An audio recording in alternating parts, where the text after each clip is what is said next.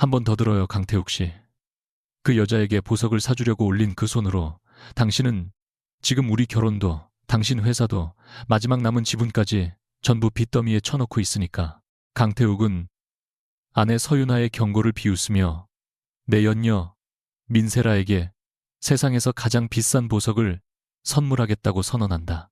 하지만 그가 공동재산까지 담보로 잡았다고 믿고 있는 순간 유나는 이미 오래전부터 그의 위험한 선택을 대비하고 있었다. 서울 최상류층만 초대된 비공개 경매장에서 정체불명의 보석 하나가 등장하고 유나는 단 한 번의 시선만으로 그 돌에 숨겨진 이상함을 알아챈다. 그리고 아무도 모르는 가운데 경매장 가장 깊숙한 귀빈석에서는 한 남자가 그녀를 오래전부터 알고 있는 눈빛으로 바라보고 있었다. 서울 도심의 최고급 호텔 37층에 마련된 비공개 경매장은 숨소리조차 값비싸게 느껴질 만큼 조용했다. 수백 개의 크리스털 조명이 검은 대리석 바닥 위로 차가운 빛을 흘렸고 앞줄에는 재계 인사와 대형 갤러리 대표 해외 수집가들이 이름표도 없이 앉아 있었다. 이곳에서는 이름을 밝히는 것조차 촌스러운 일이었다. 누구인지 설명해야 하는 사람은 애초에 초대받지 못했다. 서윤아는 마지막 줄 가까이에 앉아 무대가 아니라 자신의 남편을 보고 있었다. 강태욱은 앞에서 두 번째 줄 중앙에 앉아 있었다. 그리고 그의 오른쪽 팔에는 민세라가 너무도 자연스럽게 손을 얹고 있었다. 세라는 유나가 지난 겨울 파리에서 직접 골라 주문했던 다이아몬드 팔찌를 차고 있었다. 그것을 알아본 순간에도 유나는 표정을 바꾸지 않았다. 오히려 세라 쪽에서 먼저 뒤를 돌아보며 웃었다. 언니도 왔네요. 이런데 관심 없는 줄 알았는데. 태욱은 고개조차 돌리지 않은 채 낮게 말했다. 내가 부른 적 없어. 유나는 천천히 시선을 그에게 옮겼다. 당신 초대가 필요해서 온 게 아니야. 그제야 태욱이 비웃듯 입꼬리를 올렸다. 그래, 그럼 구경 잘해. 오늘 당신 평생 볼 일 없는 가격이 오갈 테니까. 세라는 태욱의 팔에 더 바짝 붙으며 웃었다. 오빠, 너무 그러지 마요. 그래도 사모님인데. 유나는 그 말을 듣고 세라의 손목에 있는 팔찌를 한 번 내려다봤다. 남의 물건을 차고 있는 사람이 예의까지 가르쳐주네. 세라의 웃음이 굳었다. 태욱은 즉시 얼굴을 돌렸다. 그건 내가 선물한 거야. 유나는 아무 감정도 없는 목소리로 답했다.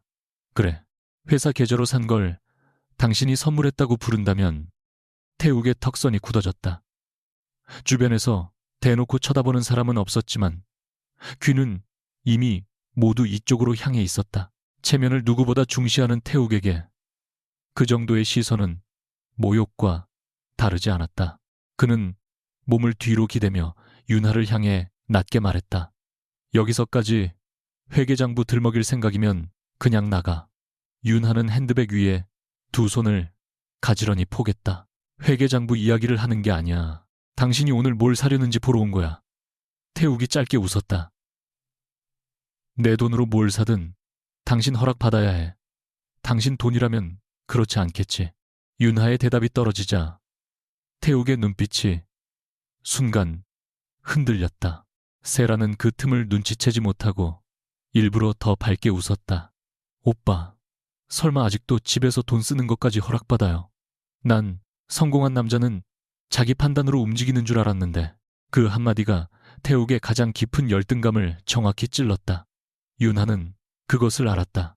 10년 가까이 함께 살면서 너무 많이 봐왔다. 누군가 그의 능력을 의심하면 태욱은 위험을 계산하지 않았다. 자신이 옳다는 것을 증명하는데 필요한 가격만 계산했다. 태욱은 세라의 손등을 덮으며 일부러 윤하가 들으라는 듯 말했다. 오늘 네가 원하는 건 뭐든 사줄게. 세라가 눈을 반짝였다. 정말요? 얼마든. 윤하는 눈을 감지 않았다. 그녀가 과거였다면 여기서 태욱을 끌고 나갔을 것이다. 은행에 전화하고 변호사에게 연락하고 그의 실수를 또 한 번 덮었을 것이다. 하지만 오늘은 달랐다. 그녀는 조용히 물었다. 태욱 씨, 어제 서명한 담보부속 합의서 끝까지 읽었어. 태욱의 표정이 굳었다가 곧 조롱으로 바뀌었다. 또 그 얘기야. 읽었냐고 물었어. 내가 대표야. 내가 회사 서류를 당신한테 검사받아야 해. 유나는 더 묻지 않았다. 그 침묵이 오히려 태욱의 자존심을 더 긁었다. 조명이 낮아지고 경매사가 무대에 올라오자 객석에 웅성거림이 붙었다. 처음 몇 개의 작품은 조선 후기 서화와 근현대 미술품 희귀시계였다. 태욱은 관심 없는 얼굴로 손가락 끝만 움직였다. 세라는 가끔 그의 귀에 무언가를 속삭였고 그때마다 태욱은 만족스럽게 웃었다. 유나는 무대를 보면서도 머릿속으로 다른 숫자들을 계산하고 있었다. 3주 전 태욱은 회사 명의의 신용한도를 2차례 늘렸다. 일주일 전에는 개인 투자 회사에 있던 일부 지분을 담보 제공 가능 자산으로 변경했다. 그리고 어제 저녁 그는 재무이사가 5번이나 수정 요청을 보낸 부속 합의서에 전자 서명을 했다. 유나가 마지막으로 확인했을 때 그 문서에는 아주 단순한 문장이 하나 추가되어 있었다. 기존 공동보증 범위가 적용되지 않을 경우 추가 담보는 채무자의 개인 보유 지분으로 대체한다. 유나는 그 문장을 읽고도 태욱에게 전화하지 않았다. 대신 자신의 메일함에 도착한 한 줄짜리 확인 메일을 다시 열었다. 분리 절차 완료. 그 문구 아래에는 6달 전부터 준비해온 법률 검토 번호가 붙어 있었다. 유나는 화면을 끄고 휴대전화를 뒤집어 놓았다. 그때 태욱의 휴대전화가 진동했다. 발신자는 한성유통 재무총괄 박 이사였다. 태욱은 화면을 확인하더니 거절 버튼을 눌렀다. 30초 뒤 다시 전화가 왔다. 그는 또 끊었다. 세라가 물었다. 중요한 전화 아니에요. 태욱은 아무렇지 않게 대답했다. 돈 쓰지 말라는 소리겠지. 세라가 웃었다. 오늘만큼은 그런 사람들 말 듣지 마요. 윤하는 그 말을 듣고 아주 천천히 숨을 내쉬었다. 위험한 사람은 늘 거창한 명령을 하는 사람이 아니었다. 상대가 가장 듣고 싶어하는 말을 정확히 해주는 사람이 더 위험했다. 경매사가 잠시 말을 멈추자 검은 벨벳을 씌운 낮은 진열대가 무대 중앙으로 들어왔다. 순간 객석의 공기가 달라졌다. 몇몇 수집가가 자세를 바로잡았고 앞쪽에 앉아있던 한 외국인 노부인이 안경을 고쳤었다. 벨벳이 거치자 짙은 푸른빛이 도는 커다란 보석 하나가 투명한 받침대 위에서 모습을 드러냈다. 조명이 닿을 때마다 표면에는 깊은 밤바다 같은 색이 번졌다. 경매사는 차분한 목소리로 설명했다. 다음 출품작은 개인 소장품으로 분류되어 온 대형 청색 보석입니다. 출품자는 공개되지 않으며 상세 감정 자료는 사전 열람 신청자에게 제공되었습니다. 본 경매는 전문 구매자를 대상으로 하며 추가 정밀 감정은 구매자의 선택에 따라 진행할 수 있습니다. 말은 명확했다. 희귀, 천연석이라고 단정하지 않았다. 왕실 유물이라고도 하지 않았다. 그러나 객석은 이미 이야기 하나를 만들어내고 있었다. 얼마 전 중동의 오래된 개인 컬렉션이 서울에 들어왔다는 소문, 왕족이 보유했다는 푸른 다이아몬드, 수십 년 동안 공개되지 않았다는 전설. 세라는 숨을 삼키듯 말했다. 오빠, 저거요. 태욱이 눈썹을 올렸다. 뭐가? 제가 말했던 거요. 왕실 컬렉션에서 나왔다는 블루 다이아. 유나는 그 순간 처음으로 고개를 약간 기울였다. 돌을 보았다. 한 번. 그리고 다시 조명이 움직일 때 한 번 더. 사람들은 색을 봤지만 윤하는 빛이 빠져나가는 방향을 봤다. 모서리 가까운 곳에서 반사가 미세하게 끊겼다. 너무 균일했다. 자연이 만든 불완전함이라기보다는 사람이 원하는 완벽함에 가까웠다. 그녀의 손가락이 무릎 위에서 아주 미세하게 움직였다. 윤하의 변화는 다른 사람들에게 보이지 않았지만 경매장 오른쪽 끝 검은 유리벽 뒤에 마련된 별도 귀빈석에서는 누군가 그것을 보고 있었다. 짙은 회색 정장을 입은 남자는 수행원 둘과 떨어져 홀로 서 있었다. 아미르 알 라시드. 그는 무대 위 보석보다 윤하의 얼굴을 오래 바라봤다. 정확히는 그녀가 보석을 보는 방식이었다. 아미르는 그 표정을 알고 있었다. 세상 사람들이 아름답다고 감탄하는 순간 서윤아는 의심부터 했다. 아름다움은 그녀에게 결론이 아니라 검증해야 할 첫 번째 주장에 불과했다. 3년 전에도 그랬다. 당시 수십 명의 감정사가 서명을 마친 보석을 앞에 두고 윤하는 혼자 말했다. 이 돌은 다시 봐야 합니다. 그 한마디가 그의 가문에 엄청난 손실과 국제적인 망신을 막아주었다. 인사하시겠습니까? 아미르는 대답하지 않았다. 바로 그 순간 윤하가 고개를 들었다. 두 사람의 시선이 객석과 유리벽 사이를 정확히 가로질렀다. 윤하의 눈에 놀람은 없었다. 대신 아주 작은 경고가 있었다. 움직이지 말라는 뜻이었다. 아미르는 몇 초 동안 그녀를 바라보다가 고개를 아주 미세하게 끄덕였다. 그녀가 원하지 않는 방식으로 개입하지 않겠다는 대답이었다. 그러나 그의 시선이 태욱에게 옮겨갔을 때만큼은 온도가 완전히 달라졌다. 경매는 20억 원에서 시작했다. 처음에는 3명이 손을 들었다. 22억, 25억, 28억. 태욱은 움직이지 않았다. 세라는 초조한 듯 입술을 깨물었다. 오빠 안 할 거예요. 태욱은 태연한 척 말했다. 저런 건 마지막에 들어가는 거야. 30억을 넘기자 한 명이 빠졌다. 34억에서 또 한 명이 손을 내렸다. 남은 사람은 싱가포르에서 온 것으로 알려진 수집가 한 명뿐이었다. 그때 태욱이 처음으로 번호표를 들었다. 36억. 경매사의 목소리가 호를 울렸다. 세라의 얼굴이 밝아졌다. 윤하는 태욱을 보지 않고 무대만 바라봤다. 상대가 38억을 제시했다. 태욱이 즉시 40억을 불렀다. 박 이사의 전화가 또 울렸다. 이번에는 태욱이 짜증스럽게 휴대전화를 꺼버렸다. 윤하는 마침내 입을 열었다. 그 전화받아 태욱이 뒤를 돌아봤다. 당신이 뭔데 명령해. 대표가 회사 돈으로 40억짜리 장난감을 사려 할 때 전화를 3번 하는 사람이라면 적어도 이유는 있을 거야. 태욱이 냉소했다. 걱정 마. 당신 목까지 담보 잡았으니까. 윤하가 천천히 그를 바라봤다.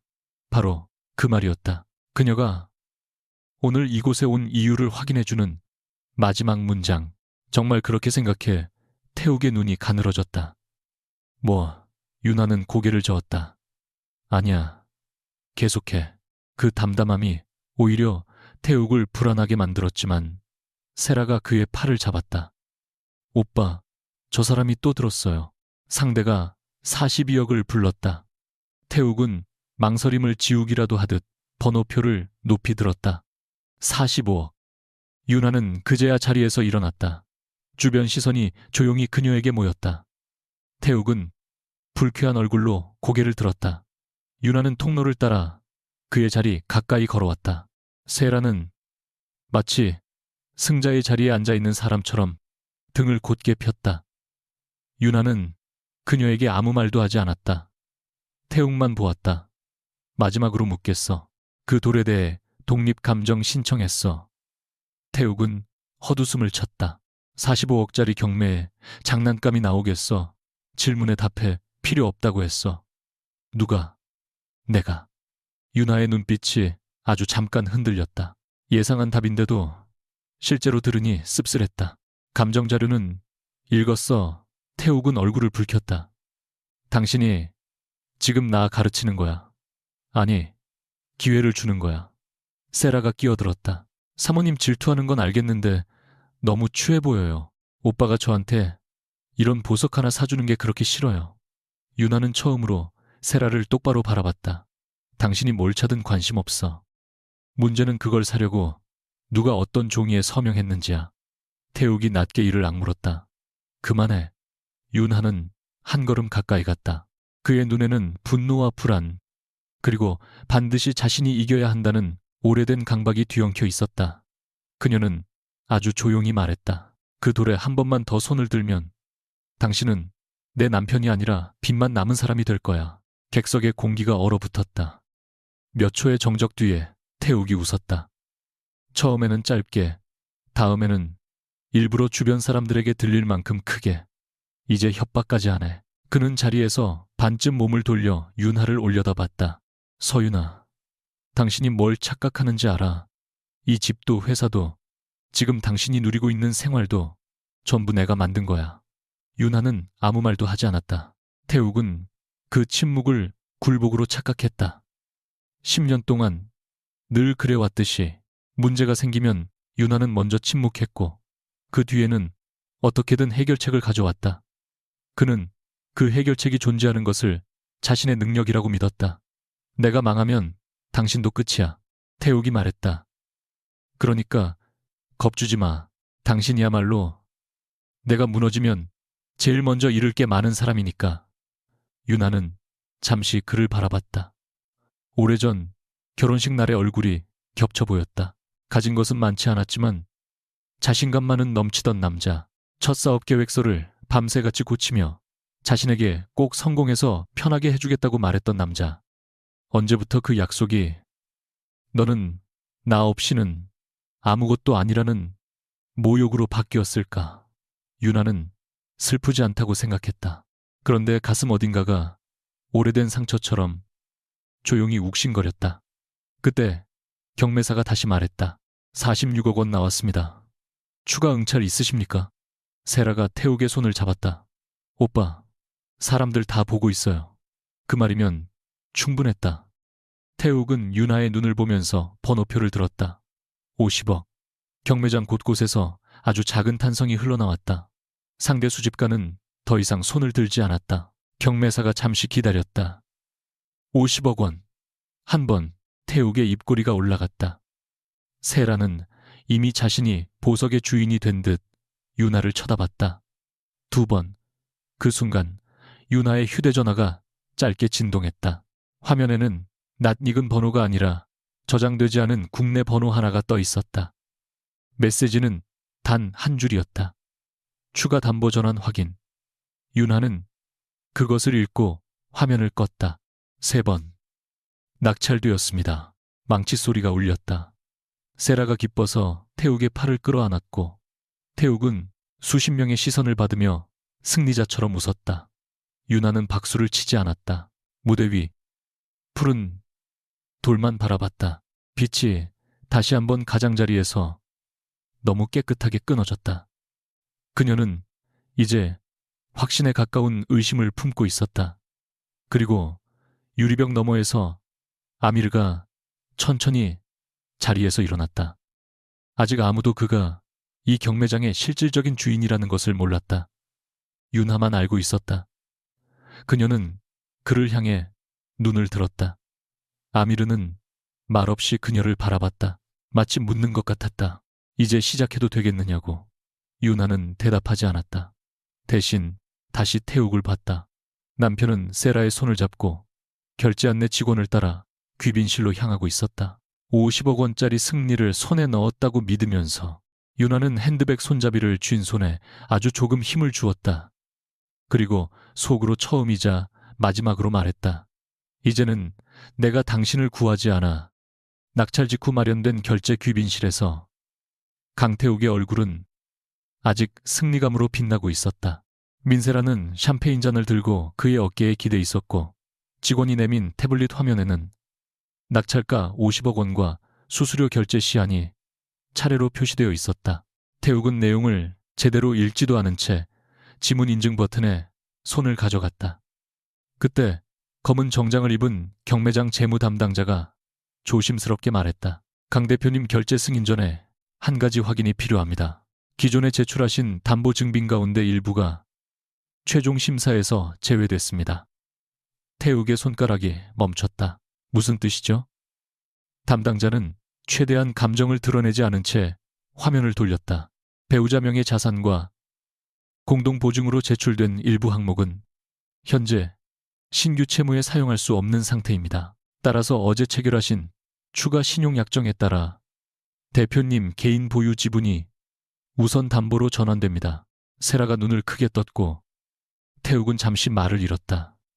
곧바로 그의 얼굴에 불쾌함이 번졌다. 말이 안 되잖아. 우리 부부 자산이 얼만데. 담당자는 낮은 목소리로 대답했다. 자산 규모와 담보 제공 권한은 다른 문제입니다. 그 순간 태욱의 휴대전화가 다시 울렸다.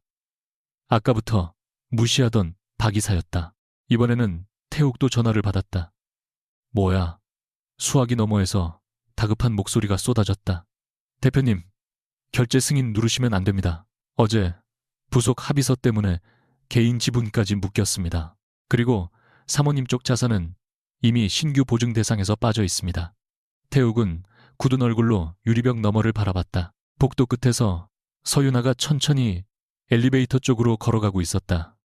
서윤아가 뭘 한 거야? 태욱의 목소리가 낮아졌다.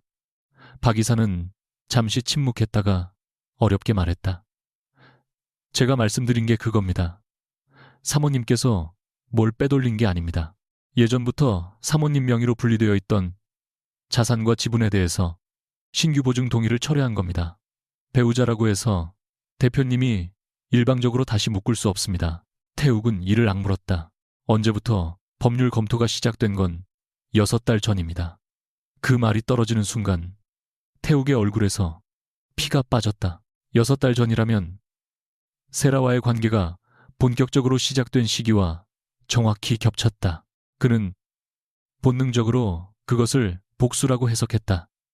자신이 바람을 피운 사실을 알고 윤아가 몰래 자산을 빼낸 것이라고 생각하면 모든 것이 단순해졌다. 그렇게 믿는 편이 자신에게도 편했다. 자신이 서류를 읽지 않았다는 사실보다 아내가 뒤에서 음모를 꾸몄다는 이야기가 훨씬 견디기 쉬웠다. 세라는 그의 표정을 살피다가 조심스럽게 말했다. 오빠, 설마 사모님이 일부러 그런 거예요. 오늘 경매까지 알고 태욱의 눈빛이 날카로워졌다. 세라는 바로 말을 못했다. 아니, 전 그냥 이상해서요. 어떻게 딱 오늘 이런 일이 생겨요. 오빠가 낙찰받자마자 태욱은 대답하지 않았다. 대신 태블릿을 거칠게 내려놓았다. 결제 잠깐 보류해. 담당자가 말했다.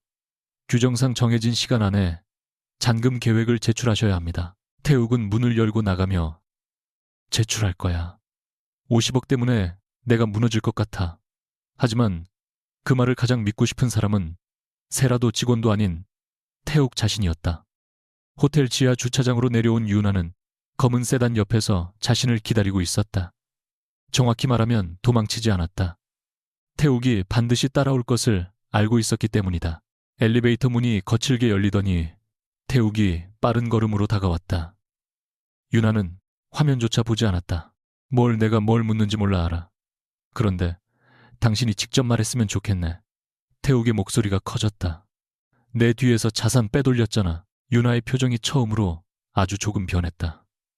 지친 사람의 얼굴이었다. 빼돌렸다고 6달 전부터 내 동의도 없이 보증을 풀었잖아.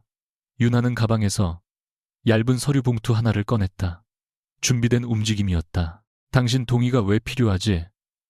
내 명의로 보유한 지분과 상속받은 자산에 대해 신규 채무 보증을 하지 않겠다고 결정하는데 태욱이 봉투를 낚아채듯 받아들었다. 안에는 몇 장의 법률 검토 요약본과 통지 확인서가 있었다. 윤아는 차분하게 말했다. 당신 회사가 정상적인 영업을 위해 쓰는 기존 보증은 그대로 뒀어. 갑자기 회사를 흔들 생각도 없었고 내가 철회한 건 당신이 개인적으로 새로 만드는 고위험 채무에 내 몫을 자동으로 끌어다 쓰는 권한이야. 태욱은 서류를 훑다가 고개를 들었다. 부부 사이에 이런 걸 몰래 해. 윤하는 한동안 그를 바라보다가 말했다. 당신이 내 서명을 흉내내서 투자 승인서를 올린 날부터 준비했어. 세라의 얼굴이 순간 굳었다. 태욱 역시 즉시 반박하지 못했다. 3달 전 태욱은 신규 브랜드 투자안을 밀어붙이면서 윤아에게 전화 한 통 하지 않았다. 과거 사업 초기부터 쓰던 전자승인 양식이 남아있다는 점을 이용해 내부 담당자에게 부부가 합의한 사안이라고 설명했고 윤아는 뒤늦게 그 사실을 알았다. 법적으로 치명적인 위조까지는 아니었다. 최종 실행 전 그녀의 승인이 필요해 중단됐기 때문이다. 하지만 윤아에게 중요한 것은 결과가 아니었다. 태욱이 자신을 하나의 독립된 사람으로 보지 않는다는 사실이었다. 태욱은 목소리를 낮췄다. 그건 회사 살리려고 한 거였어. 내 이름을 쓰면서 나한테 묻지도 않은 게 시간이 없었으니까. 그래서 난 그날 결정했어. 당신이 급하다는 이유로 내 인생까지 서명할 수 있게 두지 않겠다고. 태욱은 서류를 구겨질 만큼 움켜쥐었다. 그럼 오늘은 뭐야? 내가 망하는 꼴 보려고 온 거야? 윤하는 바로 답하지 못했다. 그것이 가장 잔인한 질문이었기 때문이다. 처음에는 아니었다. 정말로 아니었다. 그녀는 그저 태욱이 어디까지 갈지 확인하고 싶었다. 하지만 경매장에서 자신을 향해 웃으며 50억을 부르는 그의 모습을 봤을 때 마음 한구석에서 차갑고 어두운 감정이 올라온 것도 사실이었다. 네가 선택한 대가를 이번에는 내가 치우지 않겠다는 감정. 윤하는 결국 말했다. 당신이 망하길 바라는 게 아니야. 태욱이 비웃었다. 그런데 안 막았지. 윤하의 눈빛이 굳었다. 난 이미 몇 번이나 막았어. 이번에 처음으로 당신이 내 말을 안 들은 결과를 당신한테 돌려주는 것뿐이야. 세라는 두 사람 사이에 흐르는 오래된 감정을 견디지 못한 듯 태욱의 팔을 잡았다. 오빠, 지금 중요한 건 싸우는 게 아니라 결제예요. 돈만 마련하면 되는 거잖아요. 윤하가 세라를 바라봤다. 그 돈을 어디서 마련할 건데. 세라는 잠깐 멈칫했지만 이내 어깨를 폈다. 대표님 정도 되는 사람이 50억 때문에 방법이 없겠어요. 윤하는 낮게 말했다. 방법은 많아. 문제는 대가를 모른 채 선택하는 거지. 세라의 얼굴이 붉어졌다. 저한테 훈계하지 마세요. 전 적어도 오빠를 믿어요. 그 말에 태욱의 눈이 아주 잠깐 흔들렸다. 윤하는 그 흔들림을 놓치지 않았다. 자신은 항상 태욱에게 질문했다. 이 숫자가 맞는지, 이 계약이 안전한지, 이 사람이 믿을 만한지 세라는 질문하지 않았다. 그래서 태욱은 세라와 있을 때 자신이 더 큰 사람처럼 느껴졌다. 윤하는 그 사실이 서글프면서도 우스웠다. 태욱이 갑자기 말했다. 좋아. 당신 돈 필요 없어. 그는 구겨진 서류를 윤하에게 던지듯 돌려줬다. 내 지분으로 해결할 거야. 그리고 나중에 후회하지 마. 내가 이 돌 팔아서 2배 만들면 당신이 얼마나 우스워지는지 보여줄 테니까. 윤하는 봉투를 다시 받아 가방에 넣으며 물었다. 그 보석이 정말 2배가 될 거라고 누가 말했어?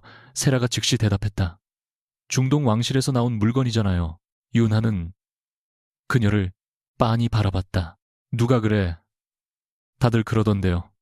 이번에는 윤하가 아주 희미하게 웃었다. 그래, 바로 그게 문제야. 윤하는 호텔 밖으로 나왔지만 자신의 차에 오르지 않았다. 대신 택시를 잡아 한남동의 조용한 회원제 라운지 주소를 말했다. 30분 뒤 그녀가 도착했을 때 아미르는 이미 창가 자리에서 기다리고 있었다. 경매장에서 보았던 수행원도 경호원도 가까이 보이지 않았다. 그는 윤하가 오는 것을 보자 자리에서 일어났지만 먼저 손을 내밀지는 않았다. 윤하가 원하지 않는 접촉을 싫어한다는 것을 기억하고 있었다. 오랜만이군요, 백야.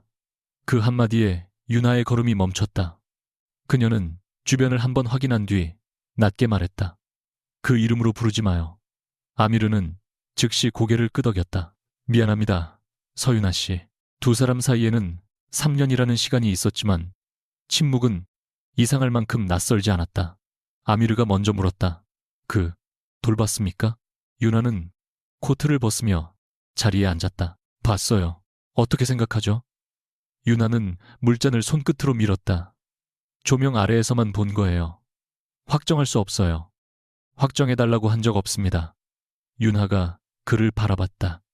아미르의 입가에는 아주 작은 미소가 있었다. 예전에도 그랬죠.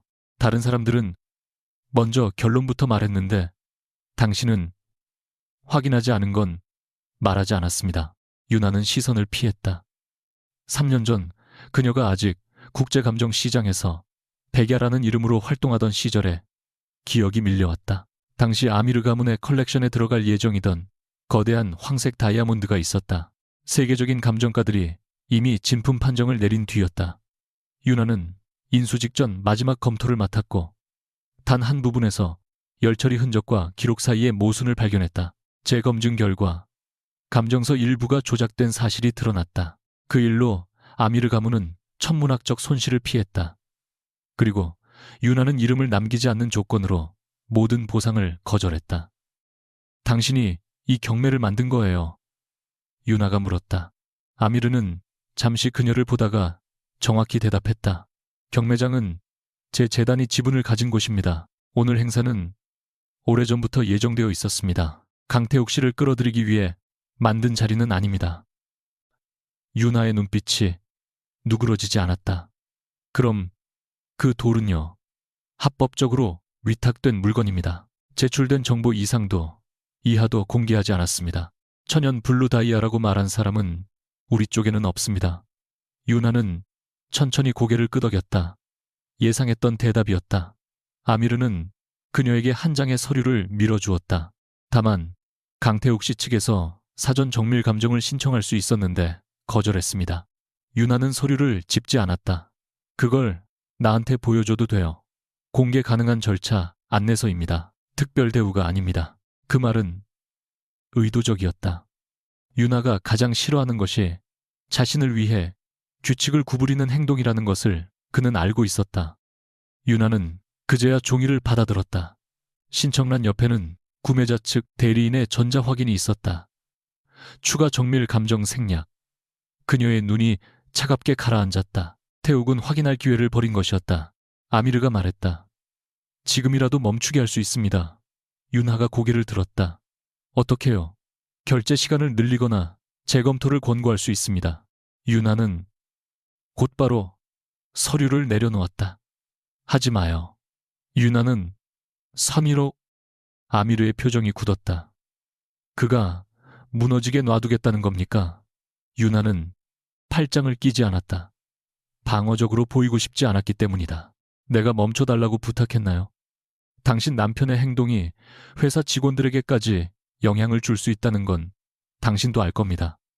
그 말이 유나의 가장 약한 곳을 찔렀다. 그녀는 이미 그것을 계산하고 있었다. 태욱 개인이 빚을 지는 것과 회사의 현금 흐름이 무너지는 것은 전혀 다른 문제였다. 아직은 선이 분리되어 있었지만 그가 다음 선택을 잘못하면 상황이 바뀔 수 있었다. 유나는 차갑게 말했다. 그래서 지켜보고 있어요. 아미르가 처음으로 목소리를 조금 높였다. 지켜보는 것과 통제하는 건 다릅니다. 당신이 모든 수를 계산할 수 있다고 생각합니까? 유나의 시선이 날카로워졌다. 당신이 대신 계산해주겠다는 뜻이에요. 그런 뜻이 아닙니다. 아니요. 늘 그런 식이었어요. 당신은 위험을 보면 먼저 제거하려고 하죠. 상대가 원하든 말든 아미르는 바로 반박하지 않았다. 그 침묵은 인정에 가까웠다. 유나는 자리에서 일어났다. 3년 전에도 난 당신 가문을 구하려고 감정한 게 아니었어요. 내 일을 했을 뿐이에요. 그러니까 이번에도 은혜 갚는다는 생각으로 내 일에 개입하지 마요. 아미르가 그녀를 올려다봤다. 은혜 때문이라고 생각합니까? 유나의 손이 의자 등받이에서 멈췄다. 아미르는 잠시 말을 이어갈 듯 했지만 결국 삼켰다. 대신 조용히 말했다. 알겠습니다. 당신이 요청하기 전에는 움직이지 않죠. 유나는 그 대답이 이상하게 더 불편했다. 원하는 대답을 들었는데도 마음 한쪽이 흔들렸기 때문이다. 라운지를 나온 유나의 휴대전화에는 태욱에게서 온 메시지 6통이 쌓여 있었다. 처음 2개는 비난이었다. 그 다음 2개는 변호사에게 넘기겠다는 협박이었고 마지막 메시지는 짧았다. 네, 도움 없이도 끝낸다. 거의 동시에 박 이사에게서 새로운 메일이 도착했다. 유나는 인도 가장자리에서 파일을 열었다. 태욱이 추가 유동성을 확보하기 위해 개인 보유 주식 일부를 담보로 한 단기 신용심사를 요청했다는 보고였다. 윤하의 눈동자가 멈췄다. 예상보다 빠른 움직임이었다. 그는 경고를 받고도 물러서기는커녕 더 큰 담보를 걸려하고 있었다. 잠시 뒤 세라가 올린 비공개 계정 화면이 지인을 통해 전달됐다. 푸른 보석과 비슷한 사진 아래에 단 한 줄이 적혀 있었다. 곧 내 것이 될 밤의 심장. 유나는 화면을 껐다. 과거의 자신이라면 지금 바로 은행 담당자에게 전화했을 것이다. 태욱 대신 조건을 조정하고 경매장의 사정을 설명하고 손실을 최소화했을 것이다. 손이 무의식적으로 연락처를 열었다. 그러나 그녀는 한참 동안 화면을 바라본 뒤 아무에게도 전화하지 않았다. 대신 박 이사에게 짧게 답장을 보냈다. 직원 급여와 회사 운영자금에 영향이 생기는 즉시 알려주세요. 개인 채무는 막지 마세요. 전송 버튼을 누르는 순간 손끝이 차가워졌다. 이것은 복수가 아니라고 자신에게 말했지만 마음 깊은 곳에서는 알고 있었다. 이번 선택에는 분노도 섞여 있었다.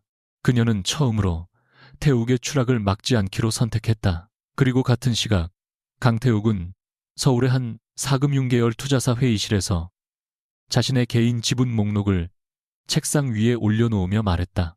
얼마까지 가능합니까? 아무도 모르는 사이 50억짜리 보석보다 훨씬 비싼 대가가 움직이기 시작하고 있었다. 강태욱은 사흘 동안 집에 들어오지 않았다. 서윤아는 이유를 묻지 않았지만 그가 어디에 있는지는 알고 있었다. 경매 낙찰 대금을 맞추기 위해 시내의 투자회사와 증권사, 사모대출 운용사를 돌아다니고 있었다. 문제는 그가 처음부터 가진 돈이 부족했다는 사실이 아니었다. 태욱에게는 여전히 상당한 자산이 있었다. 문제는 그 자산 대부분이 이미 회사 운영과 기존 투자에 묶여 있었고 50억 원이라는 낙찰가에 각종 수수료와 단기 자금 비용이 더해지면 현금으로 움직일 수 있는 범위를 훨씬 넘어선다는 것이었다. 박 이사는 새벽 2시가 넘어 윤하에게 전화를 걸었다. 사모님 대표님이 결국 개인 보유 주식 일부를 추가 담보로 넣었습니다. 윤하는 침대 옆에 앉아 창밖의 한강 불빛을 바라봤다. 얼마나 박 이사는 잠시 망설이다가 말했다. 경영권에 영향이 갈 수 있는 수준입니다. 당장 지분을 빼앗기는 건 아니지만 상환 조건을 어기면 의결권 행사에도 제한이 생길 수 있습니다. 윤하의 손끝이 차가워졌다. 그 지분은 태욱 개인의 것이었다. 그가 자기 재산을 걸겠다면 막을 권리는 없었다. 그러나 박 이사의 다음 말이 그녀를 일으켜 세웠다. 그리고 한 가지 더 있습니다. 공도 대표님이 유통자회사 단기 예치금을 본사로 당겨 쓰는 방안을 검토하라고 지시했습니다. 윤하의 얼굴이 굳었다. 그 돈은 다음 달 인건비와 납품 대금에 쓰이는 돈이에요. 저도 그렇게 말씀드렸습니다. 다음 대가는 망세. 그런데 대표님은 결제만 끝나면 보석을 담보로 다시 유동화할 수 있다고 합니다. 윤하는 눈을 감았다.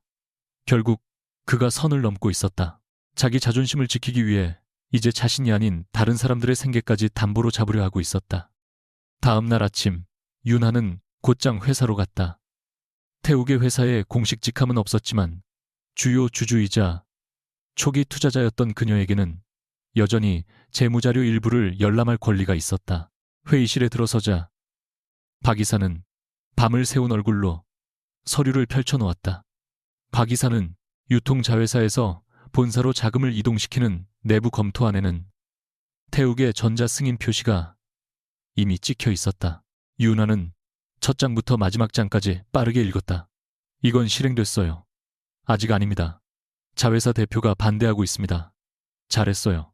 급여 개정과 필수 납품 대금은 건드리지 못하게 별도 관리 요청을 넣어주세요. 박 이사가 불안한 표정으로 물었다. 대표님, 승인 없이 가능한 범위가 제한적입니다. 윤하는 잠시 생각한 뒤 말했다. 내가 가진 주주 권한으로 임시 재무점검을 요청할게요. 회사 영업과 무관한 개인 목적의 현금 이동 여부를 검토하는 명분이면 됩니다. 태욱 씨 개인 채무는 건드리지 않되 회사 자금만 분리해요. 박 이사가 놀라 윤하를 바라봤다. 사모님, 그렇게 하면 대표님이 바로 아실 겁니다. 윤하는 창가에 선 채 대답했다. 알아야죠. 이건 더 이상 우리 부부 싸움이 아니니까. 그 말이 끝나기 무섭게 회의실 문이 열렸다. 태욱이 들어왔다. 넥타이는 느슨했고 눈 밑에는 잠을 거의 자지 못한 흔적이 짙었다. 그러나 그의 손에는 고급 가죽 서류철이 들려 있었다.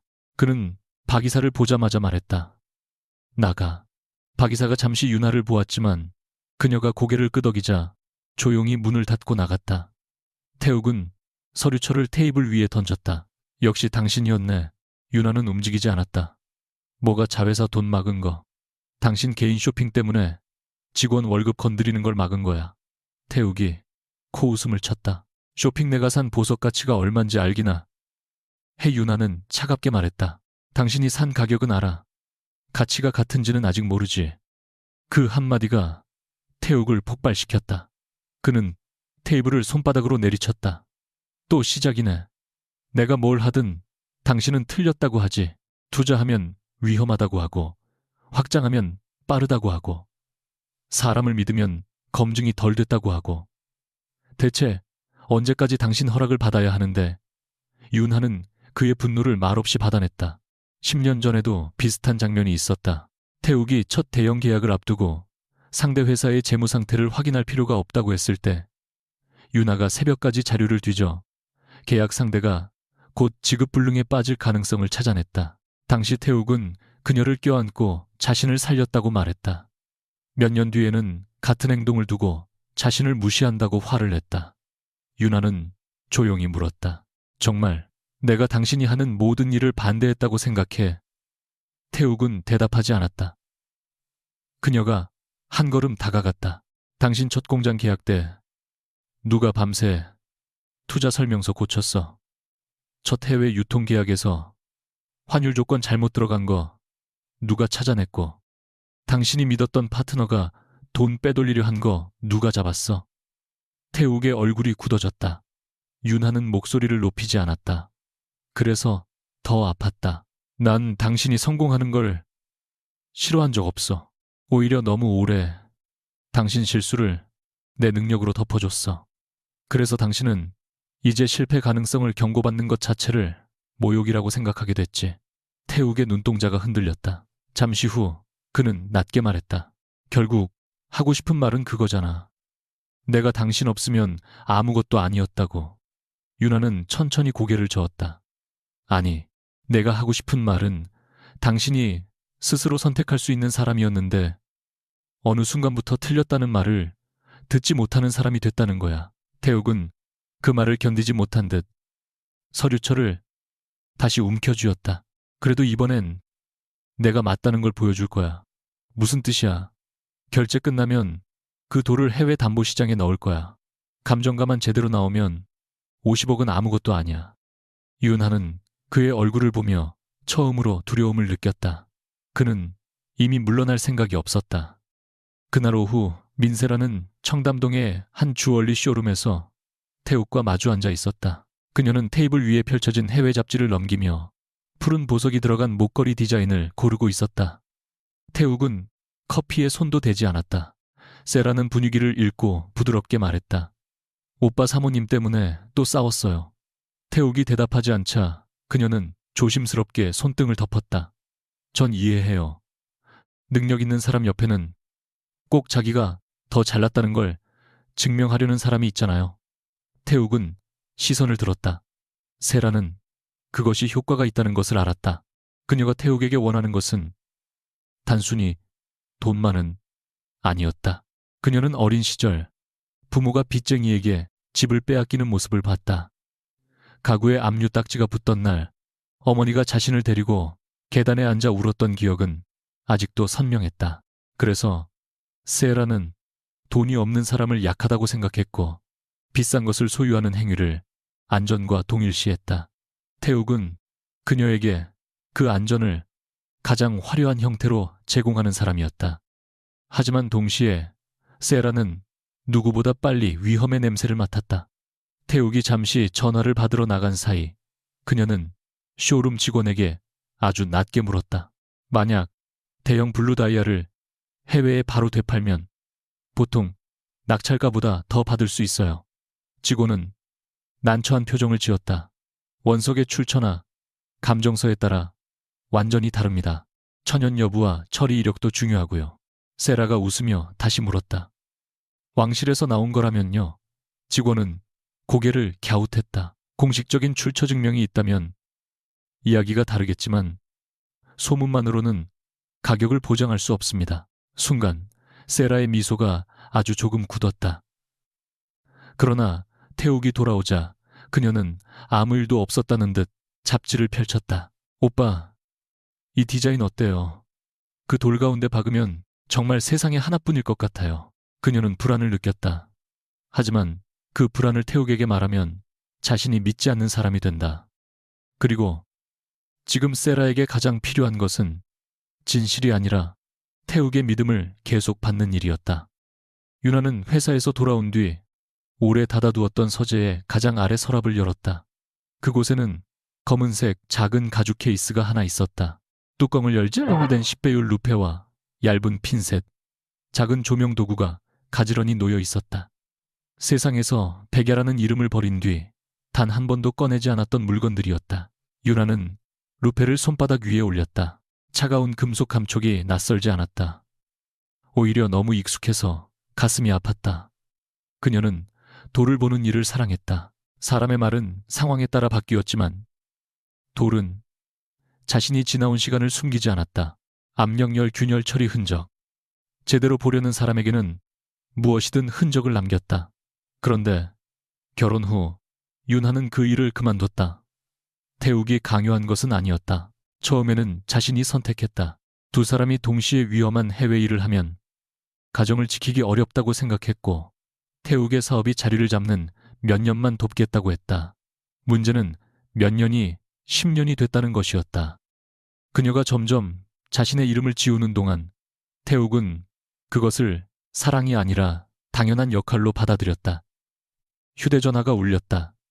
아미르였다. 유나는 한동안 화면을 바라보다가 받았다. 왜요? 아미르의 목소리가 들려왔다. 강태욱 씨가 결제기한 연장을 요청했습니다. 유나의 눈이 좁아졌다. 그래서요. 규정상 하루까지 가능합니다. 규정대로 하세요. 그게 전부입니까? 유나는 루페를 내려놓았다. 당신은 내가 무슨 대답을 하길 바라는데요. 아미르는 잠시 침묵했다. 당신이 다칠 일을 줄였으면 합니다. 유나의 표정이 굳었다. 내가 다치는 것과 그 사람이 망하는 건 같은 일이 아니에요. 당신은 그렇게 말하지만 표정은 아니었습니다. 유나는 전화기를 더 세게 쥐었다. 내 표정까지 분석하지 마요. 그리고 먼저 전화를 끊었다. 하지만 그날 밤 아미르는 윤하와의 약속을 어겼다. 정확히는 자신이 약속을 어겼다는 사실을 처음에는 인정하지 않으려 했다. 경매장 재단의 내부 보고를 받은 그는 태욱이 추가 대출을 통해 결제하려 한다는 것을 알게 됐고 동시에 해당 대출 구조가 회사 운영 자금까지 압박할 가능성이 있다는 정보를 접했다. 아미르는 직원에게 지시했다. 결제 최종 승인 전에 자금 출처 재확인 절차를 한 단계 추가하세요. 규정 범위 안에서 수행원이 조심스럽게 물었다. 서윤아 씨가 개입하지 말라고 하지 않았습니까? 아미르는 창밖을 바라봤다. 결제를 막는 게 아닙니다. 불법 자금이나 회사 자금의 부적절한 유입을 확인하는 건 경매장 의무죠. 말은 맞았다. 절차 자체는 합법적이었고 누구에게나 적용할 수 있었다.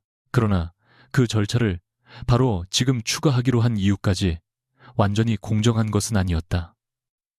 그는 윤하에게 시간이 필요하다고 판단했다. 태욱이 스스로 더 깊은 빚으로 들어가기 전에 하루라도 벌어주고 싶었다. 다음 날 오전 태욱 측에 자금 출처 추가 확인이 필요하다는 통지가 갔다. 태욱은 즉시 분노했고 박이사를 닥달해 관련 자료를 제출했다. 그리고 불과 1시간 뒤 윤하에게도 그 소식이 들어갔다. 윤하는 문서를 보는 순간 누가 했는지 알았다. 그녀는 망설이지 않고 아미르에게 전화를 걸었다. 당신이죠? 아미르는 부정하지 않았다. 규정을 어긴 건 아닙니다. 그게 중요한 게 아니잖아요. 회사 자금이 섞일 가능성이 있었습니다. 그래서 내가 그걸 분리하고 있었어요. 시간이 부족했습니다. 그 말이 떨어지는 순간 윤하의 얼굴에서 남은 온기가 사라졌다. 몇 달 전 태욱이 자신의 승인 없이 투자 서류를 처리하며 했던 말과 똑같았다. 시간이 없었다. 그래서 대신 결정했다. 윤하는 그날 저녁 아미르가 머물고 있는 호텔 라운지로 찾아갔다. 그는 그녀의 얼굴을 보는 순간 상황이 좋지 않다는 것을 알아차렸다. 윤하는 앉지도 않았다. 당신하고 태욱 씨가 뭐가 다른지 알아요. 아미르의 눈빛이 무거워졌다. 그 사람과 비교하려는 거라면 듣겠습니다. 둘 다 내가 판단할 시간이 없다고 생각하면 내 선택권부터 가져가요. 아미르가 자리에서 일어났다. 나는 당신 돈을 가져간 적도 당신 이름으로 서명한 적도 없습니다. 행동의 크기를 말하는 게 아니에요. 방식이 같다는 거예요. 윤하의 목소리가 처음으로 흔들렸다. 당신은 항상 더 멀리 볼 수 있고 더 많은 정보를 갖고 있으니까 개입하는 게 옳다고 생각하죠. 상대가 싫어해도 결국 좋은 결과가 나오면 이해할 거라고. 아미르는 몇 초 동안 그녀를 바라봤다. 반박할 말은 많았다. 태욱의 자금 조달이 실제로 위험했고 회사 직원까지 휘말릴 수 있었으며 자신의 조치는 손실을 막을 시간을 벌기 위한 것이었다. 하지만 그 모든 이유가 윤하가 한 말을 틀리게 만들지는 않았다. 결국 그는 조용히 말했다. 맞습니다. 윤하가 예상하지 못한 듯 눈을 들었다. 아미르는 숨을 길게 내쉬었다. 나는 위험이 보이면 제거하려고 합니다. 가족을 지키지 못했던 일이 있었고 그 뒤로는 미리 막을 수 있는 걸 그냥 두는 게 더 어렵습니다. 하지만 그게 당신 선택까지 가져갈 권리는 아니죠. 윤하는 아무 말도 하지 않았다. 아미르는 그녀를 향해 한 걸음 다가갔다가 스스로 멈췄다. 앞으로 당신이 요청하지 않은 개입은 하지 않겠습니다. 윤하의 눈에는 여전히 분노가 남아 있었다. 그 말을 믿으라고요. 아니요. 확인하세요. 당신은 원래 그런 사람이니까. 뜻밖의 대답에 윤하는 잠시 말을 잃었다. 아미르는 아주 희미하게 웃었다. 확인하고 의심하고 틀린 부분이 있으면 말하세요. 나는 당신이 내 말을 믿어서가 아니라 내가 지킬 수 있는 약속을 해서 신뢰받고 싶습니다. 윤하는 결국 등을 돌렸다. 그러나 문을 나서기 직전 그의 목소리가 다시 들렸다. 윤하 씨, 그녀가 멈췄다. 복수하고 싶은 마음이 있다고 해서 나쁜 사람은 아닙니다. 다만 그 마음 때문에 당신이 지키고 싶었던 것까지 잃지는 마세요. 윤하는 대답하지 않고 문을 나갔다. 그 말이 너무 정확해 화가 났다. 다음 날 오후 윤하는 결국 자신이 가장 두려워했던 보고를 받았다. 태욱이 경매 대금을 맞추기 위해 개인 주식뿐 아니라 자신이 지배하는 투자회사 지분까지 담보로 추가했고 그 대신 유통자회사 자금에는 손대지 않기로 했다는 내용이었다. 그녀가 걸어둔 재무점검이 효과를 낸 것이다. 직원급여와 납품자금은 보호됐다. 윤하는 처음으로 조금 숨을 돌렸다. 그러나 안도는 오래가지 않았다. 박 이사가 마지막 페이지를 펼쳐 보였다. 문제는 여기입니다. 대표님이 상환기한 내에 대금을 정리하지 못하면 개인 지분에 연결된 권리가 순차적으로 제한될 수 있습니다. 그리고 경매 결제 확인이 완료되는 순간 일부 조건이 바로 발효됩니다. 윤하는 서류를 내려다봤다. 태욱이 자기 손으로 마지막 문을 닫고 있었다. 그날 저녁 그녀는 다시 검은 가죽 케이스를 열었다. 루페를 가방 안에 넣고 예전 감정 기록 가운데 딱 한 장만 꺼냈다. 3년 전 아미르 가문의 보석을 검토했을 때 남겨둔 개인 메모였다. 처리된 보석은 완벽해 보이려고 할수록 흔적을 남긴다. 윤하는 그 문장을 오래 바라봤다. 그리고 박 이사에게 메시지를 보냈다. 내일 경매장 최종 인도 절차 시간 확인해 주세요. 이번에는 직접 보겠습니다. 동시에 다른 곳에서는 세라가 태욱 몰래 해외 보석 중개인에게 메시지를 보내고 있었다. 낙찰 물건 사진을 첨부한 뒤 물었다. 이 정도 블루다이아면 바로 현금화할 때 얼마 받을 수 있나요? 답장은 예상보다 빨리 왔다. 하지만 메시지를 읽은 세라의 얼굴에서 핏기가 사라졌다. 사진만으로 확정할 수 없지만 천연 블루다이아라고 보기에는 이상한 점이 많습니다. 정식 감정서부터 확인하십시오. 세라는 한동안 화면을 바라보다가 결국 그 메시지를 삭제했다. 태욱에게 말하지 않았다. 이미 너무 멀리 와버렸기 때문이다.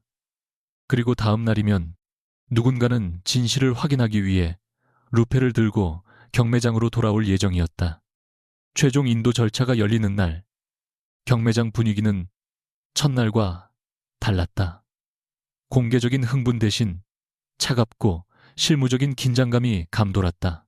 낙찰자는 계약된 시간 안에 결제 계획과 자금 출처를 확인받아야 했고, 물품은 마지막 서명 전까지 투명 보안 케이스 안에 보관되어 있었다. 강태욱은 누구보다 먼저 도착했다. 며칠 동안 잠을 제대로 자지 못한 흔적이 남아 있었지만 옷차림만큼은 완벽했다. 민세라는 흰색 정장을 입고 그의 옆에 섰다. 그녀는 이미 몇몇 패션 기자와 관계자에게 오늘 푸른 보석을 처음 공개할 예정이라고 흘려둔 상태였다. 태욱은 그것을 막지 않았다. 오히려 필요하다고 생각했다. 자신이 얼마나 큰 물건을 손에 넣었는지 세상이 알아야 했다. 그래야 지금 걸어둔 지분과 단기 대출이 모두 현명한 투자처럼 보일 것이었다. 세라가 그의 팔을 잡으며 속삭였다. 오빠, 오늘만 지나면 끝이에요. 다들 오빠가 틀렸다고 했던 거 후회할 거예요. 태욱은 고개를 끄덕였다. 바로 그 순간 출입문이 열렸다. 서윤아가 혼자 들어왔다. 검은색 수트에 장식 하나 없는 차림이었다. 태욱은 그녀를 보자 입꼬리를 비틀었다. 또 보러 왔어. 내가 망하는지 확인하려고. 윤아는 그의 얼굴이 아니라 보안 케이스 안에 푸른 돌을 바라봤다. 아니, 오늘은 그 돌이 뭔지 확인하러 왔어. 세라가 비웃었다. 사모님이 보석 감정도 하세요. 윤아는 대답하지 않았다. 대신 가방에서 오래된 검은 가죽 케이스를 꺼내 테이블 위에 올려놓았다. 경매장 담당자가 난처한 표정으로 다가왔다. 서윤아 고객님, 최종 인도 전 추가 확인을 원하시는 겁니까? 윤하는 고개를 끄덕였다. 낙찰자 측이 사전 정밀 감정을 생략했지만 인도 서명 전 기본 확인 절차는 가능한 것으로 알고 있습니다. 담당자는 즉시 규정집을 확인했다. 태욱이 어이없다는 듯 웃었다. 당신이 언제부터 경매 규정을 그렇게 잘 알아? 윤하는 차분하게 말했다. 당신보다 오래전부터. 태욱의 얼굴이 굳었다. 담당자는 몇 분 뒤 고개를 들었다. 가능합니다. 다만 낙찰자 동의가 필요합니다. 윤하는 태욱을 바라봤다. 할래. 뭘 내가 틀렸다는 걸 증명할 기회. 그 말은 정확히 태욱의 자존심을 찔렀다. 세라가 옆에서 낮게 속삭였다. 그냥 해요. 어차피 진짜잖아요. 태욱은 잠시 망설였다. 하지만 지금 물러나면 윤하의 의심을 인정하는 꼴이었다. 그는 의자에 몸을 기대며 손짓했다. 좋아, 해봐. 대신 끝나고 나면 다시는 내 사업이나 내 돈에 입대지 마. 윤하는 아무 말 없이 서류의 절차 동의를 확인했다. 곧 보안 담당자가 케이스를 열었다. 푸른 돌이 중성광 아래 놓였다. 화려한 경매 조명이 사라지자 색은 첫날보다 차분해 보였다. 윤하는 장갑을 끼고 루페를 집어들었다. 손이 조금도 떨리지 않았다. 그 모습을 본 태욱의 눈빛이 처음으로 달라졌다. 이것은 취미로 보석을 보는 사람의 움직임이 아니었다. 윤하는 돌을 여러 각도로 천천히 돌렸다. 표면에 연마선 내부에서 빛이 꺾이는 위치, 특정 각도에서 나타나는 색의 집중을 확인했다. 그녀는 섣불리 결론 내리지 않았다. 오히려 몇 분 동안 아무 말도 하지 않았다. 그 침묵이 태욱과 세라를 더 불안하게 만들었다. 세라가 결국 참지 못하고 말했다. 뭐가 그렇게 오래 걸려요? 그냥 진짜인지 아닌지만 말하면 되잖아요. 윤하는 시선을 돌리지 않은 채 대답했다. 진짜라는 말은 의미가 너무 넓어요. 돌 자체가 존재한다고 해서 사람들이 상상하는 가치까지 진짜가 되는 건 아니니까. 태욱이 냉소했다. 또 말장난이네. 윤하는 루페를 내려놓고 담당자에게 말했다. 제공된 기본 감정 자료 다시 보여주세요. 특히 처리 이력과 생성 방식 관련 부분이요. 담당자는 태블릿을 건넸다. 윤하는 몇 장을 넘기다 한 지점에서 손을 멈췄다. 아주 작은 글씨로 보조검사에서 성장 흔적의 비정상적 균일성이 확인되었으며 정밀 분석 권고라는 문구가 적혀 있었다. 그리고 그 아래에는 구매자 측의 확인 표시가 있었다. 추가 분석 생략. 유나는 태블릿을 태욱 쪽으로 밀었다. 이거 읽었어. 태욱은 화면을 보다가 얼굴이 굳었다. 저게 뭐가 중요해? 중요한지 아닌지 확인하기 위해 정밀 감정을 하라고 권고한 거야. 그래서 아직 가짜라고 나온 것도 아니잖아. 유나는 고개를 끄덕였다. 맞아. 그래서 내가 확정하지 않았어. 그 말과 함께 그녀는 담당자를 바라봤다. 경매장 내부 장비로 확인 가능한 범위까지 검사해 주세요. 낙찰자가 원한다면 외부 공인기관 재검증도 받을 수 있고요. 태욱은 점점 초조해졌다. 세라는 입술을 깨물며 아무 말도 하지 못했다. 며칠 전 해외 중개인에게 받았던 경고 메시지가 머릿속을 스쳤지만 지금 그것을 말할 용기는 없었다. 10여 분 뒤 경매장 보석 담당 책임자와 외부감정 자문위원 2명이 들어왔다.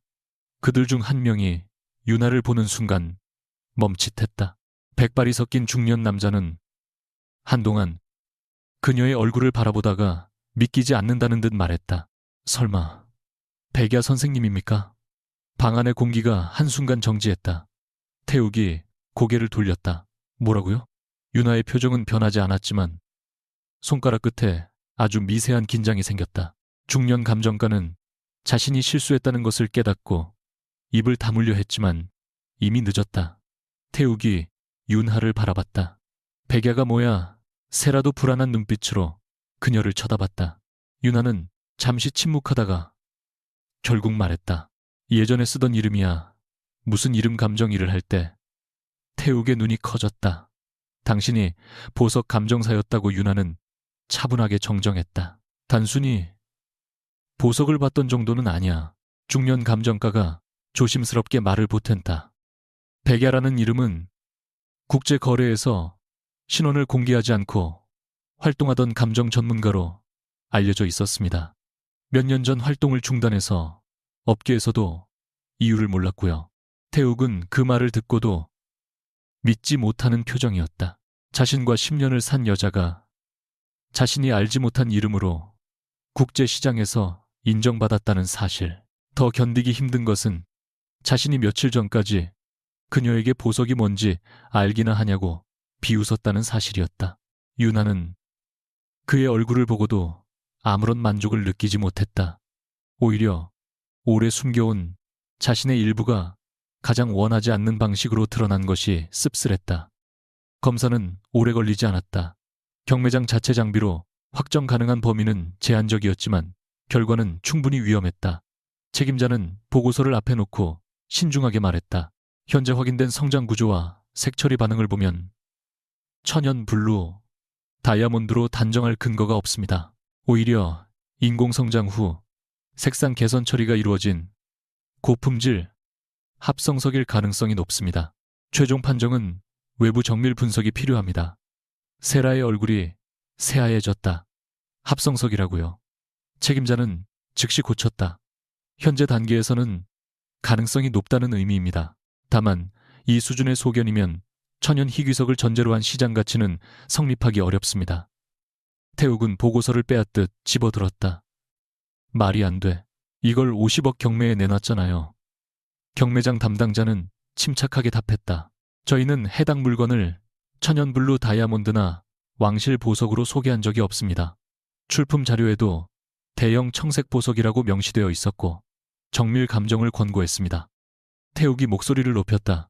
다들 왕실 컬렉션에서 나온 거라고 했어. 소문은 경매 조건이 아닙니다. 그 짧은 문장이 태욱을 완전히 얼어붙게 만들었다. 유나는 조용히 물었다. 누가 왕실 다이아라고 말했어? 태욱 씨. 그는 대답하지 못했다. 세라를 바라봤다. 세라는 본능적으로 한 걸음 물러났다. 저도 그냥 들은 거예요. 사람들 다 그렇게 말했잖아요. 유나의 눈빛이 차가워졌다.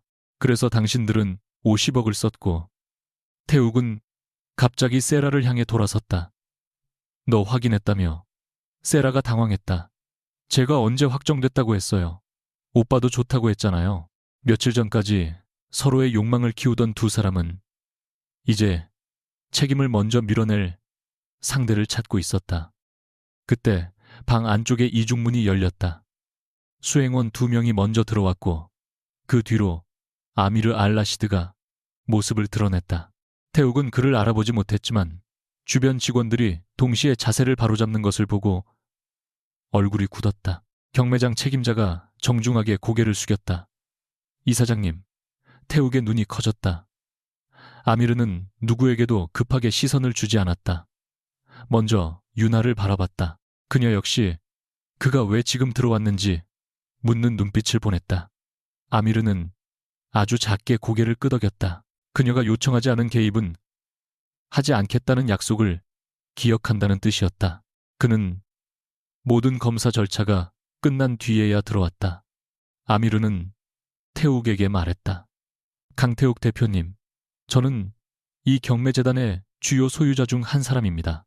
오늘은 낙찰 물품과 관련된 사실관계가 제 가문 이름과 연결되어 있다는 보고를 받아 직접 확인하러 왔습니다. 태욱은 즉시 말했다. 그럼 더 잘 됐네요. 사람들 사이에서 이게 당신들 왕실 물건이라고 아미르가 차갑게 끊었다. 우리 가문은 이 돌을 소유한 적이 없습니다. 세라가 숨을 삼켰다. 하지만 중동 개인 컬렉션에서 나왔다고. 중동에는 수많은 개인 컬렉션이 존재합니다. 왕실이라는 단어를 붙인 것은 경매장이 아닙니다. 태욱의 손에서 보고서가 미세하게 떨렸다. 아미르는 이어 말했다. 오히려 우리 가문이 공식적으로 소유하고 있는 보석은 따로 있습니다. 그의 손짓에 수행원이 기다리고 있던 보안 케이스 하나를 가져왔다. 케이스가 열리자 방 안의 시선이 모두 그곳으로 향했다. 안에는 오래된 디자인의 작은 왕관이 놓여 있었다. 크기가 과장되지 않았음에도 중심에 자리한 투명한 다이아몬드는 주변 장식과 완전히 다른 존재감을 가졌다. 아미르는 그것을 꺼내기 전에 유나를 바라봤다. 허락해 주겠습니까? 첫날이었다면 그는 아마 아무 말 없이 행동했을지도 몰랐다. 그러나 지금은 기다렸다. 유나는 몇 초 동안 그를 보다가 고개를 끄덕였다. 그제야 아미르는 왕관을 들어 조심스럽게 유나의 머리 위에 올렸다. 세라가 멍하니 그것을 바라봤다. 아미르는 사람들에게 보여주기 위한 미소를 짓지 않았다. 대신 담담하게 말했다. 이 왕관 중심석은 우리 가문의 공식 소장품입니다. 3년 전 대규모 재감정 과정에서 마지막 확인을 맡은 사람이 바로 서윤아 씨였습니다. 당시에도 여러 전문가가 문제없다고 했지만 서윤아 씨는 기록과 실제 반응이 맞지 않는 부분을 찾아냈습니다. 그 검증 덕분에 우리 가문은 조작된 다른 보석을 매입하는 실수를 피했습니다. 태욱의 얼굴이 붉어졌다가 창백해졌다. 자신이 무능하다고 여겼던 아내가 왕실 보석을 검증했던 사람이라는 사실보다 더 잔인한 것은 그녀가 그 능력을 자신에게 자랑한 적조차 없었다는 점이었다. 유나는 왕관을 쓴 채 태욱을 바라봤다. 세라가 품에 안고 싶어 했던 푸른 돌은 투명 케이스 안에 그대로 있었다. 하나는 사람들이 비싸다고 믿어서 비싸졌고 다른 하나는 아무 설명 없이도 수십 년의 검증 기록을 갖고 있었다. 그러나 진짜 충격은 그 다음이었다. 문이 다시 열리고 박 이사가 급하게 들어왔다. 그는 태욱을 발견하자 얼굴이 굳었다. 대표님. 태욱이 짜증스럽게 말했다. 지금 뭐야? 박 이사는 주변을 의식하다가 결국 서류를 내밀었다. 결제 승인 조건이 충족되면서 추가 신용 약정에 담보 전환 조항이 발효됐습니다. 태욱은 처음에는 이해하지 못했다. 그래서 낙찰 대금을 포함한 단기 채무가 약정된 기준을 넘었습니다.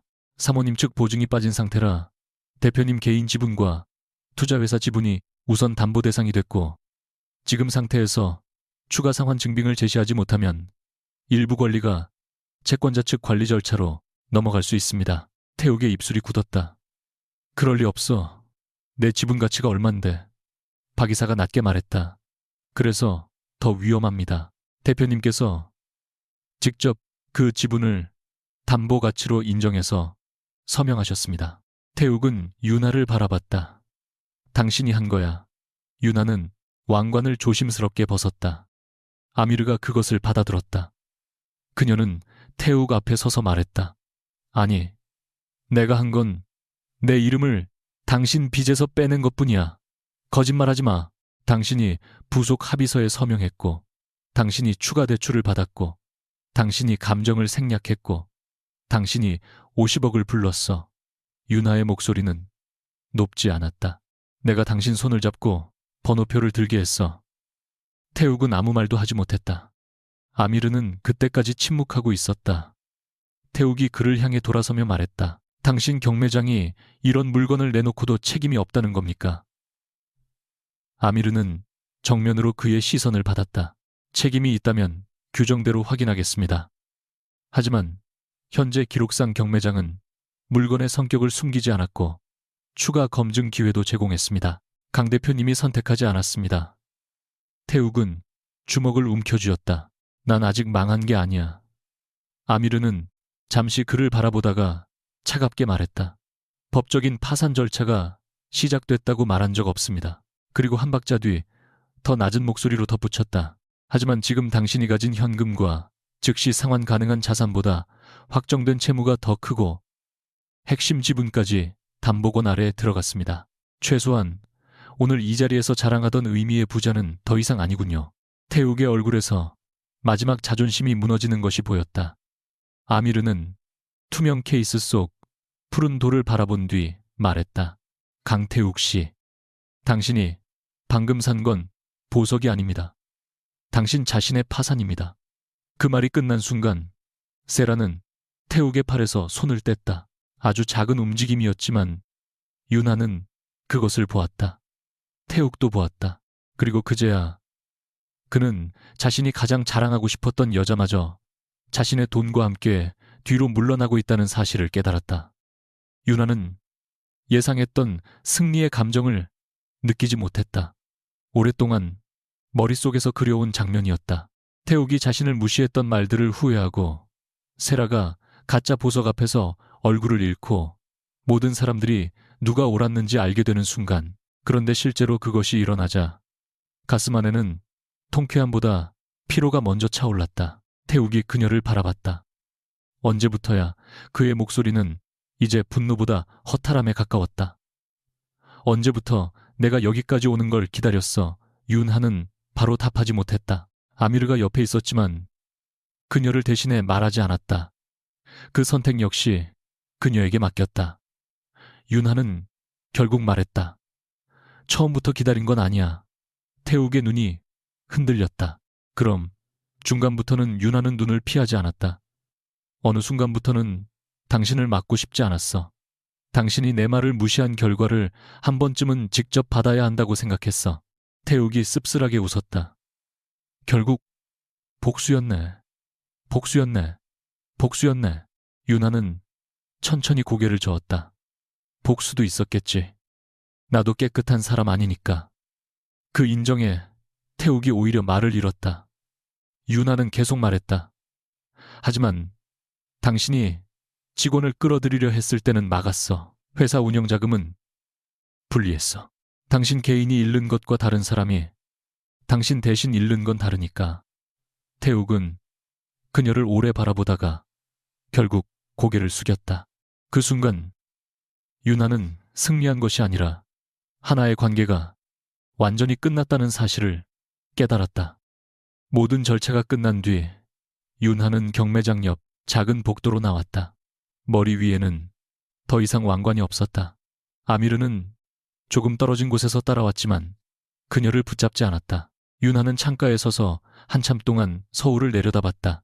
아미르가 조용히 물었다. 괜찮습니까? 윤하는 헛웃음을 지었다. 그 질문 싫어하는 거 알잖아요. 알지만 물어보고 싶었습니다. 그녀는 잠시 침묵하다가 솔직하게 말했다. 생각보다 안 기뻐요. 아미르는 놀라지 않았다. 그럴 거라고 생각했습니다. 윤하가 그를 돌아봤다. 또 내 마음을 안다고 하지 마요. 아미르는 바로 고개를 끄덕였다. 알겠습니다. 그리고 더 이상 설명하지 않았다. 그 단순한 반응에 윤하는 오히려 긴장이 조금 풀렸다. 잠시 후 그녀가 말했다. 아까 왕관 먼저 물어봐줘서 고마웠어요. 아미르의 표정이 아주 조금 부드러워졌다. 약속했으니까요.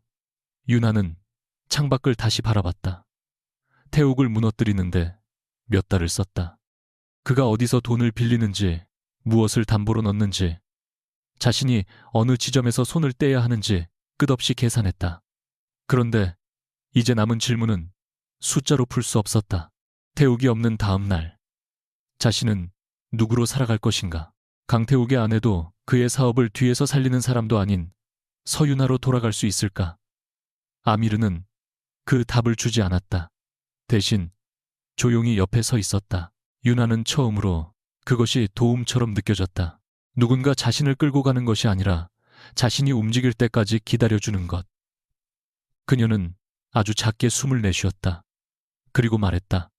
이제 집에 가야겠어요. 마지막으로 끝낼 일이 남았으니까 이번에는 아미르가 어디로 가냐고 묻지 않았다. 윤아는 혼자 복도를 걸어갔다.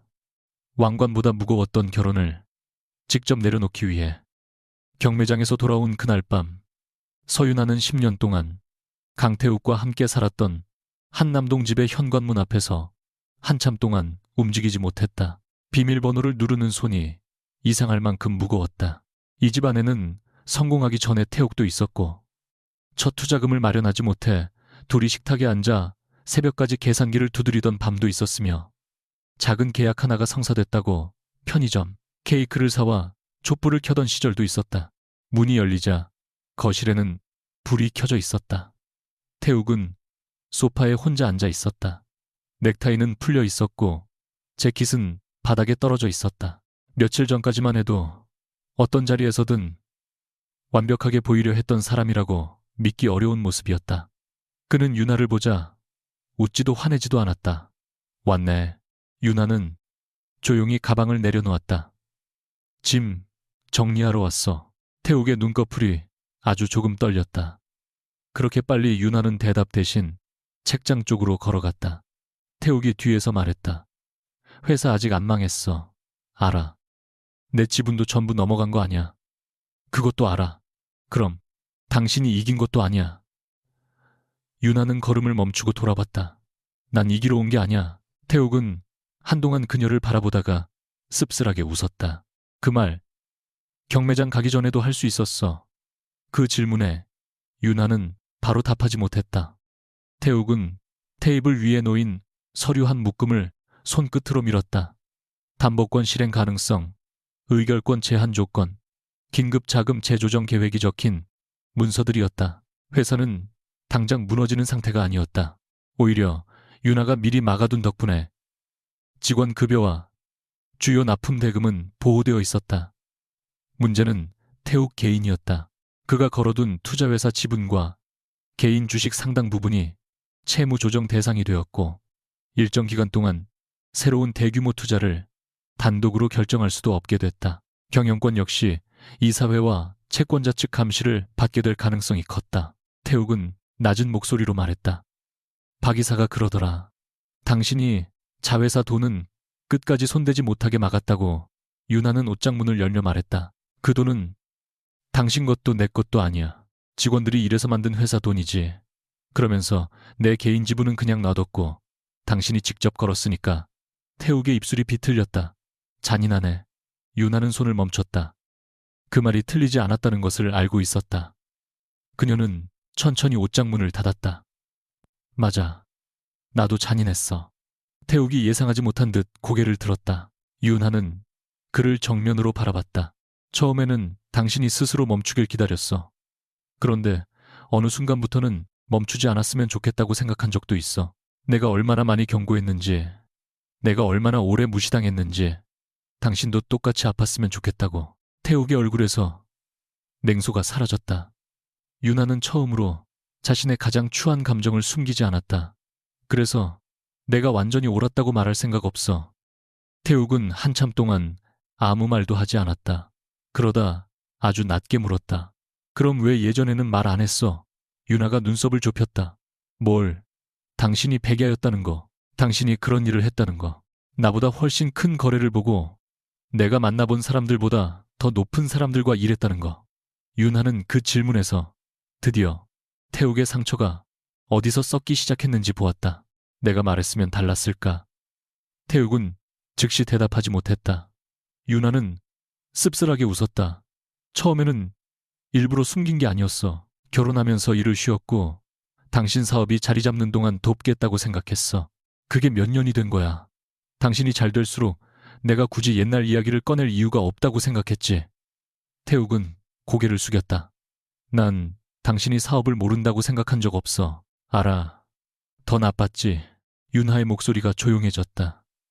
당신은 내가 안다는 걸 알면서도 사람들 앞에서는 모르는 사람처럼 만들었어. 그래야 당신이 더 커 보이니까. 태욱의 손이 떨렸다. 그는 한참 뒤에야 입을 열었다. 당신 옆에 있으면 내가 계속 시험받는 기분이었어. 윤하의 눈이 흔들렸다. 태욱은 웃음인지 한숨인지 모를 소리를 냈다. 당신은 틀린 숫자를 바로 찾았고 내가 믿은 사람의 허점을 먼저 봤고 계약서에서 위험한 문장을 찾아냈어. 처음에는 그게 자랑스러웠어. 사람들이 당신을 칭찬하면 내가 더 대단한 사람 같았거든. 그런데 나중에는 반대가 됐어. 당신이 옆에 있는 순간마다 내가 사실은 혼자서 여기까지 온 게 아니라는 걸 들키는 것 같았어.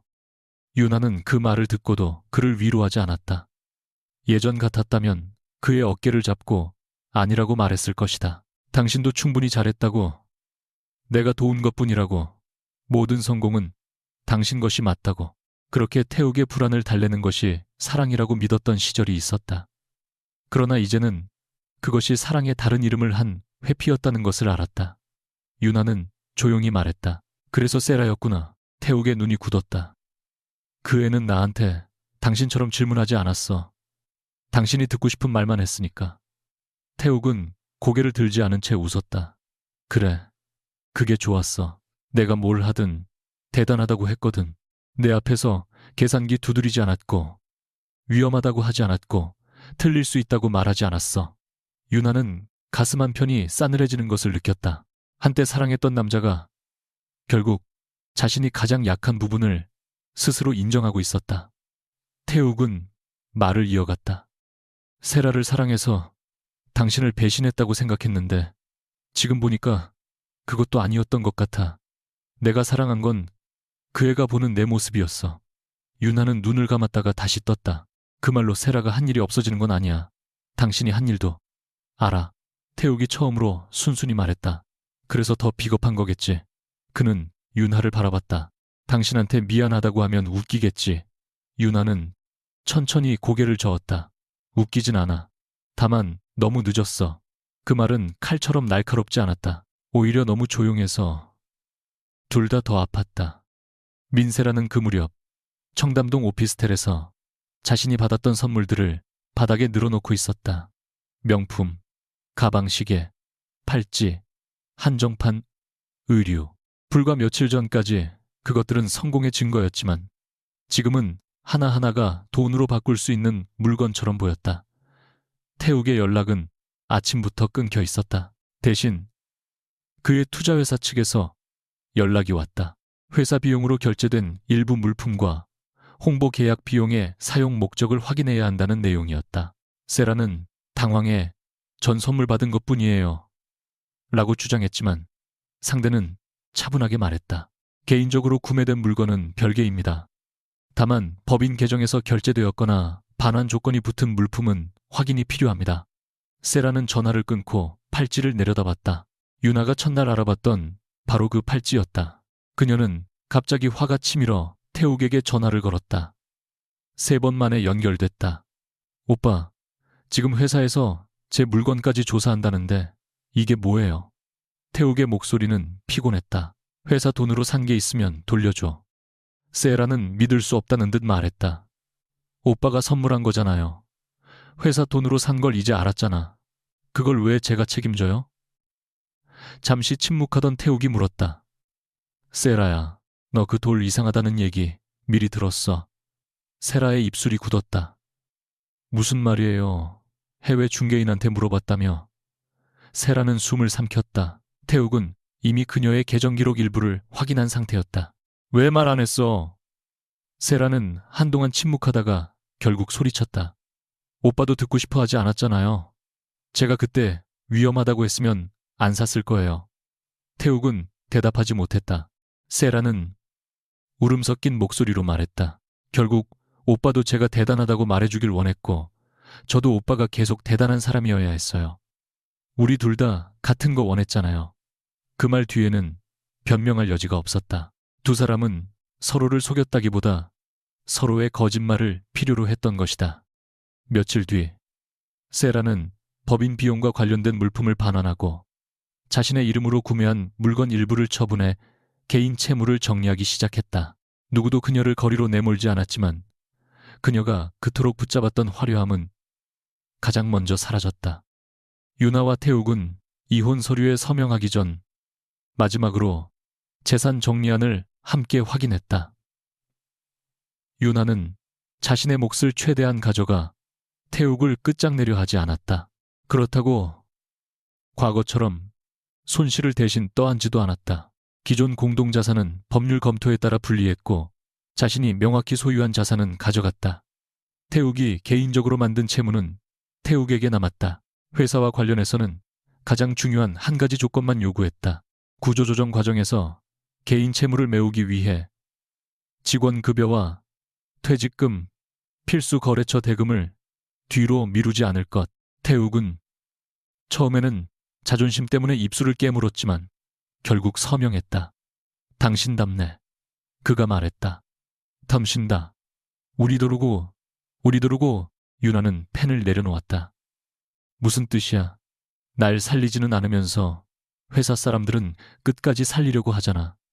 유나는 잠시 그를 바라봤다. 당신을 살리는 건 이제 내일이 아니니까. 그 말에 더 이상 분노하지 않았다.